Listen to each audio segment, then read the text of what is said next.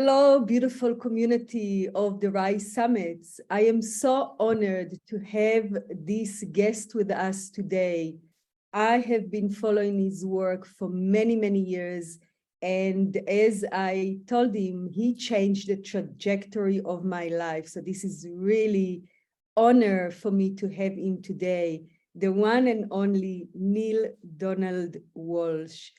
And as you probably may know, many of you, he has written 39 books on contemporary spirituality and its practical application in everyday life. 7 of the 9 books in his Conversations with God series have made the New York Times bestseller list, with book 1 remaining on that list for 134 weeks. His titles have been translated into 37 languages. He is the creator of Conversations with God Connect, a global online platform connecting people who wish to more deeply explore the messages in the Conversations with God body of work. His latest book is The God Solution, published in December 2020. So welcome, Neale Donald Walsch. Well, thank you. It's very lovely to be here. And I appreciate the opportunity to share with you whatever it is that might be of benefit to those who have come to your wonderful program. I am so honored to have you here. I just shared with you, and I want to share with the audience as well, that your book, Conversations with God, came to me just out of the blue in the most random act by a lady I have never met before, appeared on my doorsteps and handed me the book. That was over 25 years ago. And I think that that book answered my wish to know the truth. I was seeking the truth at that time. I could not find it in my religion and in the other religions I looked into. And your book just unraveled for me that core truth. It just rang true to me. Everything I read just made sense. And I've been with that ever since. So that was really a huge impact on my life. And I know that on many other people as well. Thank you for telling me that. I want to make it really clear here at the beginning of our time together, something that I was told in my Conversations with God dialogue. Do not believe a word that you find in the book. And that's not a joke. It's actually serious. I was told, I want to say in my experience, I was told by God, don't believe anything you find here in the book. If you find it interesting, then try it out. Step into your experience of it. And if the experience feels good to you, then let that be your guide.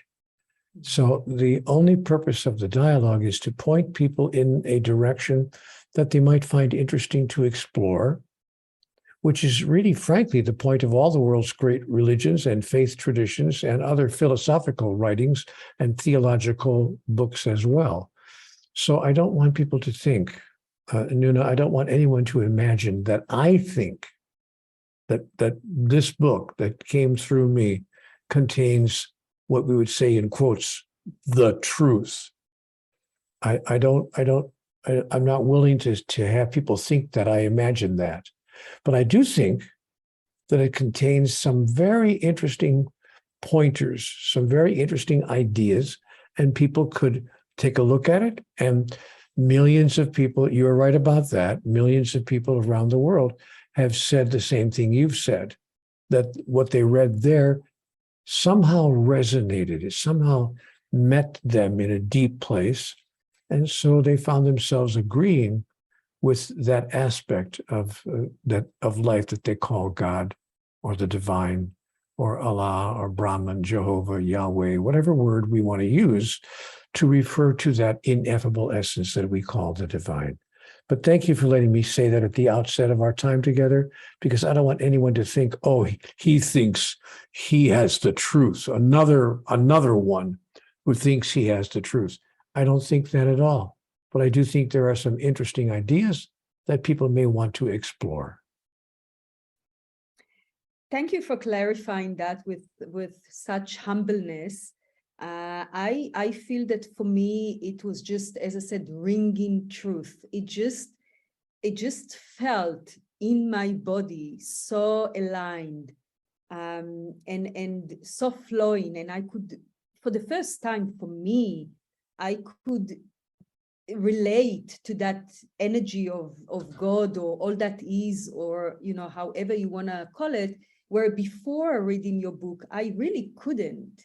There was such a barrier. There was distance. There was a lot of unanswered questions that have arisen within me, whereas reading the book kind of made me feel in peace and made me feel that I can lean into that energy. I can explore it. I can feel it. And so for me, it was a great gift. Thank you for telling me that. And I'm very, very happy that it served you in that way. And I'm very okay, just to repeat myself briefly, I'm very okay if someone reads it and does not agree. You know, it's the purpose of all great literature, whether it's the Bible, the Quran, the Bhagavad Gita, the Book of Mormon, or any book of literature at all. The purpose of all great literature is to open the mind to the mind's innermost truth.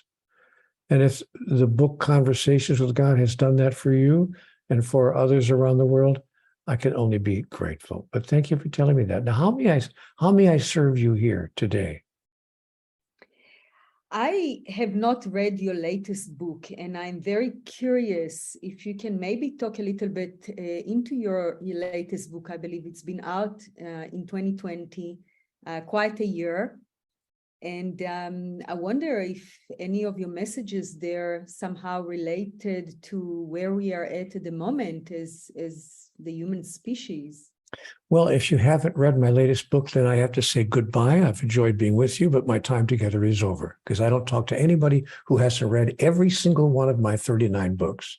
So, oh, well, all right. Maybe I'll make an exception in your case. I read most of. I've got to be careful because people don't know when I'm just joking, when I'm just having fun. Well, but thank you for asking me the question. And allowing me to share with you what I have come to look closely at. The biggest problem in the world today. You know, I think that the world is facing what I call the God dilemma. And here's the dilemma, if I could put it out in this way. 8 out of 10 people in the world, surveys have shown, by the way, surveys have been taken by sociologists recently, not many, many years ago, but in the past 10 years, sociologists have been visiting countries around the world, large countries, small countries, asking the same question. Do you believe in a higher power? And interestingly enough, 8 out of 10 people have said yes in all the different cultures of the world. Yes, they believe in a higher power, but we don't know what to believe about it. We don't know what the higher power is or what it wants, if anything, and what it does if it doesn't get what it wants, and or even how we can use the higher power, or even if we're supposed to be able to use the higher power. So those questions are what I call the God dilemma. And the biggest dilemma is this. I began to ask myself, you know, if there really is a God, if there really is some kind of a higher power, why is the world such a mess? And why has it been a mess for hundreds and hundreds of years? I'm going to say for thousands of years. So if there's a higher power, why doesn't he do something about it? And so I asked God that question. Obviously, when I began having my conversation with God experience. Can I just take a minute to explain to people, you know, how I had that experience? Because I don't want them to think, you know, what, you know, did I go to the mountaintop or how did I have that experience? things were not going well in my life. Everything was falling apart in my life. This is now around 27 or 28 years ago. I had lost my relationship. I had lost my health. I had lost my job actually in the same week that my relationship ended. I was downsized from the corporation where I worked because they had to lose some overhead. So I was nowhere near ready for that. And so I lost my job and I lost my relationship in the same week. Then, to make matters worse, I had an automobile accident in which an elderly gentleman turned in front of me and crashed right into me. And I broke my neck. And I had a very severe break in my neck. It wasn't a hairline fracture. It was a 3/4 inch fracture of the 7th cervical vertebrae. That's a break in my neck big enough to put a pencil through. And the doctor said to me when I came to in the hospital, "You are a very lucky person. People who have that kind of a serious injury in their neck rarely die. Rarely live. They almost always die because of spinal cord complications, nerve center, and all the rest. And if they don't die, at least they're paralyzed. You didn't have either one of those outcomes." And the doctor looked at me and he said, "What are you going to do with the rest of your life? Because you've been given a great gift." And I didn't know what I could do. They put me into a therapeutic collar, Nuna, that holds my head up because they were telling me that my head was like a basketball on the head of a pin. In other words, I didn't have enough structure in my neck to hold my head up. I had to wear that collar for over a year. And I couldn't find a job anywhere. I was looking for another job, but nobody would hire me. And finally, one man at least was honest with me. He said, "Mr. Walsch, we can't hire you. No one's going to hire you when you're wearing that therapeutic device on your neck, because we're very clear that one wrong move that you make on the job with us, and we're going to wind up paying your hospital bills and your medical bills for the next 5 years, because you're a walking insurance claim. We can't possibly hire you. Come back when you're well, when this is healed." So I was, I had no place to live. I got thrown out of my apartment. I wasn't earning any money. I was asked to leave my apartment. I was evicted. The apartment that I took, I might add, after my marriage fell apart, and I couldn't keep the apartment. Now I'm on the street and I have nowhere to go. I was what is known as a street person. I lived on the sidewalk and on the ground for a year of my life. I really thought, oh, it's just going to be for a couple of bad weeks or maybe a month or two. I can do this. It's like camping out. I can do it for a couple of. No. A year later, I was still out there on the street, sleeping outside on the ground and with no income, going to people, one person at a time with my hand out. Anything would help, anything. And some people would say, all I have is a few coins in my pocket. I would say, if I could even have one of those coins, if I got one coin from everybody I asked today, I might be able to eat something before the day is over. Please give me anything. And I lived that way for a year. My friend, that kind of an experience will change your life. And when I finally did find a part-time job, and I finally found a way to get into a small, tiny apartment that someone had above a garage in the back of their very rich couple. They had a garage behind their house with an apartment on top of the garage, a very small little one room. But I was able to find a way to rent that little apartment. And that's when I called out to God. That's when I had my conversation. I sat down. I was so furious. I thought, with life and with God, that I wrote an angry letter. I sat down and I wrote a very angry letter to God. I don't know what I thought I was doing. It just really just getting my feelings out. So I wrote this letter to God. What does it take to make life work? Tell me the rules. I promise I'll play. Just give me the rule book. And after you give me the rules, don't change them, because my experience is that the rules of life were changing every other month. And I was very angry, but I began hearing answers to my questions in my mind. So I wrote down what I experienced myself hearing in my mind. The answers were coming from a different place. I knew that because the answers were different from the answers I had ever received from any book I ever read, or any minister, or any religion, from my family, from my parents, totally different answers. So I was keeping a record of those answers. And that's how I started to have what I called a conversation with God, because it was an on-paper dialogue. Question, answer, question, answer, question, answer. Now, you might say, Nuna, how did it become a book? If you weren't intending to write a book, I was having a very sacred personal experience. I thought I was just journaling, just to keep track of my sanity. But in this process, the voice said to me, you will make of this one day a book, and it will be accessed, read by many people. And I thought to myself, now I got you, because that's not going to happen. Everything else that I was receiving was conceptual in nature. Could be, could not be. Who would know? No way to know. But theoretical maybe. But here was a statement of fact. This will one day become a book, and I knew there wasn't a chance in the world that anyone was going to publish my handwritten, mental, middle of the night meanderings. That I claim to have conversation with God. Not going to happen. But a small publisher on the East Coast of the United States that I sent these notes to actually agreed to publish it. And the rest, as they say, is publishing history. You told your audience about the rest. The book wound up selling, not bragging, just saying, 15 million copies. Not 2 million, not 5 million, 15 million copies. In 37 languages, it wound up being translated into. Now that brings everybody up to date who's wondering, what's he talking about, conversations with God?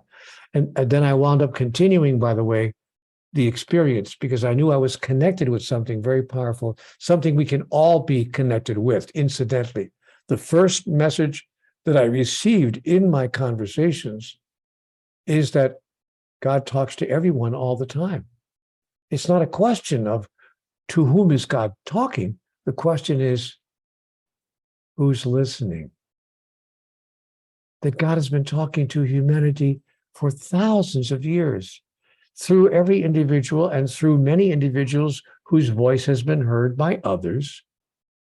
But we're simply not listening to what God has had to say to us. So the God dilemma, that brings us back to my, you're going to be sad, by the way, because you're going to ask me 2-minute questions and I'm going to give you 5, 10-hour answers. So long answers to very short questions. But my long answer to your first question is with regard to the God dilemma, the God solution. The God dilemma is, why is the world such a mess if there really is a God? And the answer that I got from God was, Neale, if I wanted to create a species of minions, servants, who simply do what I say and don't violate any of my rules, and then I'll try to be good to them, if that's what I wanted to do, I would have done that. But my intention was not to create an entire race, an entire species of servants. The greatest joy of divinity is to recreate itself, to imbue all sentient beings with the power of the divine to create their own reality. So I have invested in all of you the power to create your own reality. You've given that power a name now. After all these years, you start calling it metaphysics.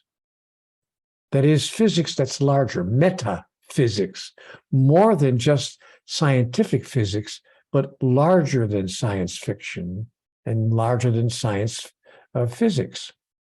It's metaphysics, and that power has been given to all of us.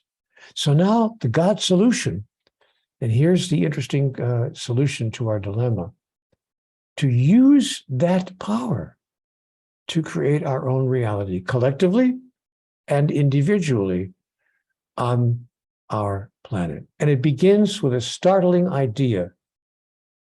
God suggested, Neale, change your definition of who and what God is. And God gave me a 2-word definition for the divine. She said, I am pure love. Now, you might think, Nuna, like when I give this information in the lecture in front of people, in the audience, in person, somebody in the back of the room inevitably stands up and says, Neale, are you telling me that I've been listening to you now for 15 minutes for you to tell me that God is love? That's the big revelation of the day. We all know that God is love. Everyone agrees on that. Even the religions that don't agree with each other about certain doctrines, they all agree that God is love. Is that all you have to offer? And I say to them, whoa, relax. That's not what I said. I didn't say that. I said, God is pure love. Now, my friend in the back of the room will say, okay, what's the difference? The difference is that pure love needs, wants, expects, requires, demands nothing in return. Nothing. We don't have to obey any commandments. We don't have to follow any rules. We don't have to bow down a certain way on a certain day at a certain time. We don't have to wear certain clothes or not wear certain other clothes. We don't have to eat certain food or not eat certain other food. There are no rules because God does not require anything from us, because God loves us purely the way we are being invited to love each other. That if we loved each other with pure love, we would solve the world's problems overnight. But no, we can't believe in a God like that. It's too good to be true. I said to God, this is almost too good to be true. A God who loves us so much that he requires nothing from us and doesn't demand that we act in a certain way. What about all the world's religions that tell us how we're supposed to behave and what we're supposed to do and what we're supposed to eat and what we're supposed to wear and all those things that I just talked about? This is too good to be true. And God gave me an answer I never forgot. She said, Neale, if God can't be too good to be true, who can? So it is bigger than the truth you now hold. But because you hold the truth that love is conditional, I love you if, that's the way you love each other. Of course, you can't believe in a God like that. You can't even love the person on the pillow next to you in the same way. You can't even love your most intimate life partner without expecting, demanding, hoping for, or requiring, or at least needing something in return. But if you love the person on the pillow next to you without needing anything and asking for anything in return, you would then receive everything you could ever have imagined you'd receive from that other person, because they would be so unbelievably grateful to receive finally, once in their life, unconditional love. And so that, in 10 or 15 short minutes, is the answer to all the world's problems, which is why I put that in a book called The God Solution. I could, of course, be wrong about all of this, but I don't think so.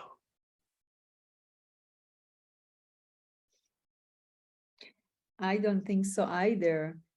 And I also believe that you were speaking, if I can recall, I read the book so long ago and I still remember you were talking about the love that we received as children from our most godlike people in our life, right? Our mother and father. That was our first meeting with love. Hopefully they were godlike. That's not true of every set of parents, but it was true of my parents, and hopefully it was true of most parents.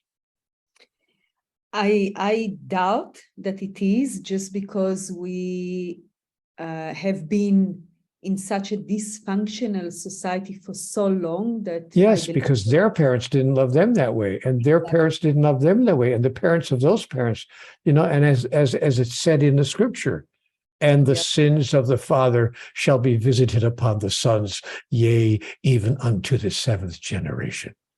Mm-hmm. But when do we wake up and say, okay, fair enough. We were a primitive species. Okay, we're learning, we're growing.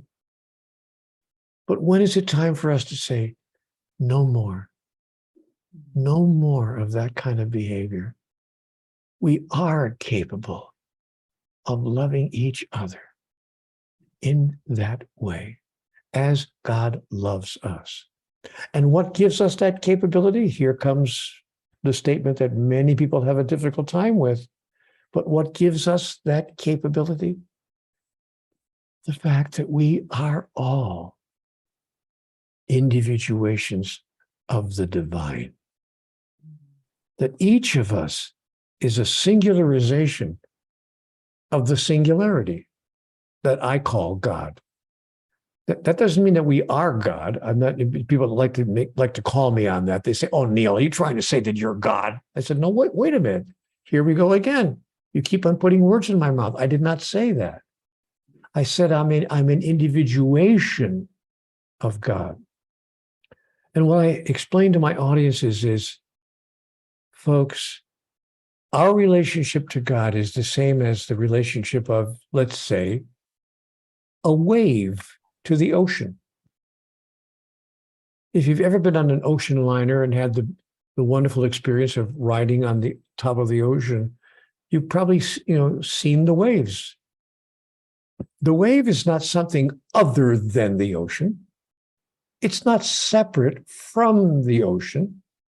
It's simply an arising of the ocean, demonstrating in beautiful, magnificent, glorious form, individual form, no two waves alike. And when the expression of the wave is complete, it recedes back into the ocean, whence it came, to arise again on another day in another way, in a cycle of expression that never ends. Nuna, it's really quite simple. There is no mystery here. And now we have an opportunity to use the essence and the power that the divine has placed within every sentient being in the cosmos, not just those here on Earth. There are, of course, sentient beings elsewhere. There is intelligent life elsewhere in the universe. Maybe not on Earth, but that was a little joke. You're supposed to laugh at that. Maybe not on Earth, but there is intelligent life elsewhere in the cosmos. And all sentient beings have been imbued with the ability to create collectively and individually their own reality.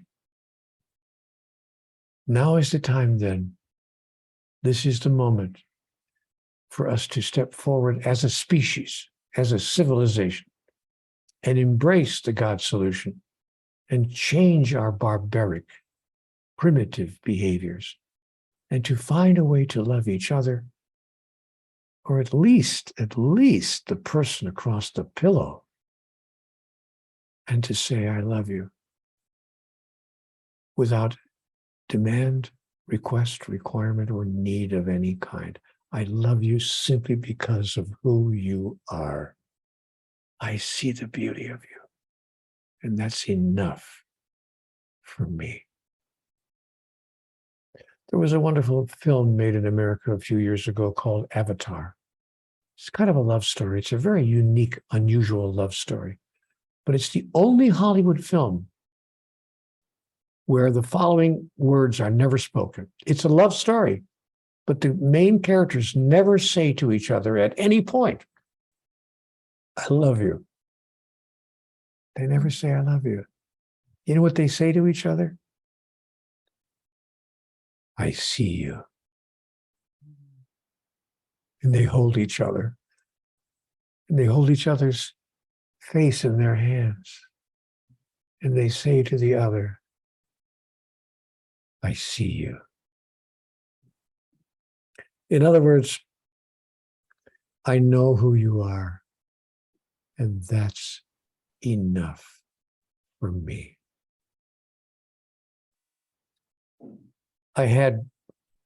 I'll end my little diatribe here today, Nuna, with a little private story from my life.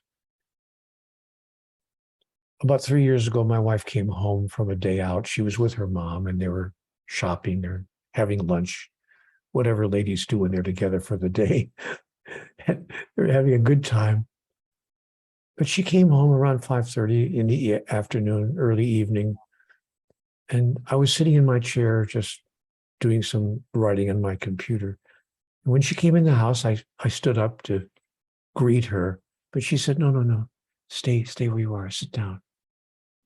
So I sat down and she sat on the stool, on the ottoman in front of my chair. And she held my face in her hands. And she said something to me I never forgot. She said, you are so safe. I said, wow. And it's all the years I've been alive, no one's ever said that particular thing to me. What does that mean? Where are you coming from? She said, I just realized I was coming through the door and I saw you across the room and I just realized what I've got here. I could come in here and tell you I just spent thousands of dollars shopping with my mother. Or I could come in here and just tell you that I had a car accident and I was careless and I wrecked the entire car. Or I could come in here and tell you almost anything. Or I could even be 6 hours late and not come home till 10 o'clock tonight, whatever. I would come home and it would be okay with you because you are so safe. Which is why, she said, I am never leaving you. Until you die, we are one. Well, you know, I didn't tell that story to break my arm patting myself on the back, but I told that story to share with people a formula. Be safe.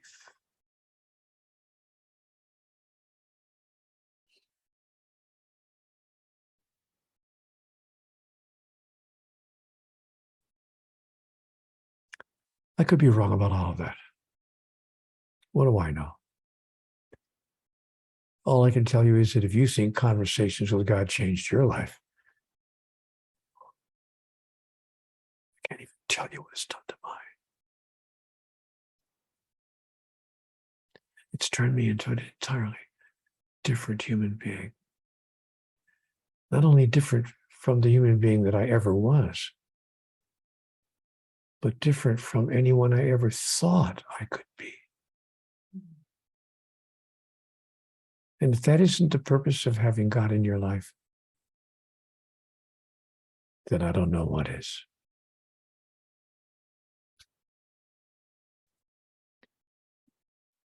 So beautiful. And yeah, I just love how you so authentic about it and very humble also, because you have touched the lives of millions. And you know, I've been talking to friends and everyone that is in my circle place your book as one of the 3 most influential books they've ever read in their lives, including myself. So yeah, I just want to, give you that moment of honoring your work and your courage and your, just what you channeled through and brought with such humbleness.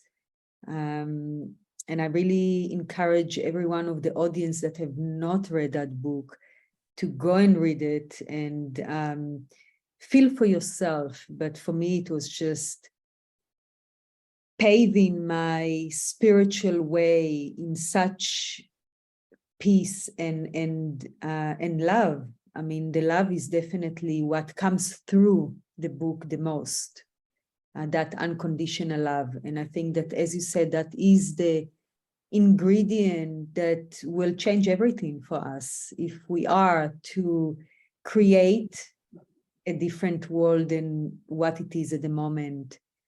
And I think that it also, you probably would agree with me, I guess, comes to loving ourselves, right? You were talking about loving others. I think that, from that place of us loving who we are and becoming the person that we can love fully and unconditionally, I think that's part of our journey here. I agree. And what's interesting is that it's a circle. Mm-hmm. When we find a way to love others in that way, we suddenly love ourselves in the same way. Because we realize, oh, that's who I really am. Now that's who I really am. All of us have had that experience occasionally in our life. I've talked to a lot of people in the past 30 years or so at lectures and presentations that I make around the world. And I've had the wonderful opportunity to chat with a lot of different people. And almost everyone, at least once in their life, has had a moment when they've been truly magnificent. Maybe it was a moment when they were asked to help somebody else or to provide someone else with a little bit of advice or whatever it might have been. And they've had that moment when they turn around when the other people are gone and they're by themselves, and they might say to themselves, yes, now that's who I am. That's who I am. But then somehow through life's events and day-to-day occurrences, it kind of slips away, and we find it challenging, if not difficult, to stay there, to stay in that place. But all of us know what that's about. All of us have had experiences in our life when we say to ourselves, now that's who I really am. So what we're suggesting here is that when we decide to stay in that place simply by the sheer force of will, we just determine, you know what? That's the place I'm going to. I like me when I'm in that place. And here's how we can get there. We can get there by realizing that we need truly nothing to be totally happy. Take it from me, I spent a year on the sidewalk.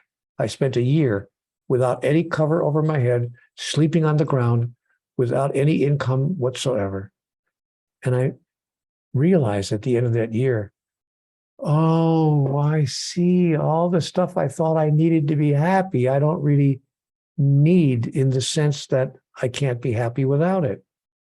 And then I realized how little really of the physical stuff of life I really needed to be happy. What I need to be happy is a full expression of who I really am. What I need to be happy is the opportunity to express the grandest thought, the greatest vision I ever held about my true identity, an opportunity to demonstrate that I and all of us are individuations of divinity. That's the kingdom of God residing within us. As somebody said about 2,000 years ago, the kingdom of God is within you. He also said something else that I thought was fascinating. He said, Don't go around asking, how are we to eat? How are we to drink? What will we clothe ourselves with? Each day has problems of its own. Seek ye first the kingdom of God, and all these things will be added unto you. Now, was he a con man? Was he telling us a bunch of lies? Was he making stuff up just to get a bunch of followers?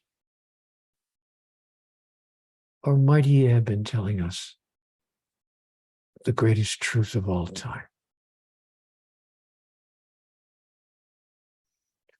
He had other things to say as well that I find fascinating. He said, try this. Bless your enemies, and pray for those who persecute you, and do good to those who would do you harm. Oh, and while you're about it, if a man slaps you on the right cheek, turn and offer him your left. And if a man steals your coat, give him your shirt as well. And if a man demands that you walk 1 mile with him, go with him too. And raise not your fist to heaven, and curse the darkness not, but be a light unto the darkness, that you might know who you really are, and that all those whose lives you touch might know who they really are as well. And these things that he said were said in their own ways by all the messengers of all the world's great religions. It's not unique to only one particular theology. Virtually every messenger of every great religion on the planet, and by the way, there are 4,000 of them, in case you don't know. You can Google that. How many religions are there on the earth? And you'll get the answer, 4,237 at last count. But the message from all of them, at its root, at its basis, is the same. It's really quite simple. So the question is, when will we wake up and decide? Maybe these folks, these wonderful gentlemen and these wonderful ladies, Catherine of Genoa, Beatrice of Nazareth, Julian of Norwich, the Buddha, Siddhartha Gautama, Muhammad, bless his holy name. Maybe all of these wonderful messengers, male and female through the centuries, were onto something. Do you suppose they were onto something?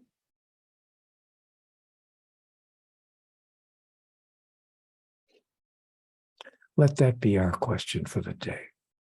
Oh, and by the way, folks, those of you watching this program right now,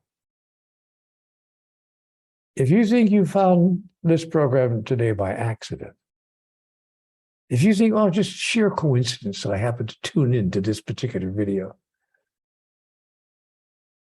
I don't think so.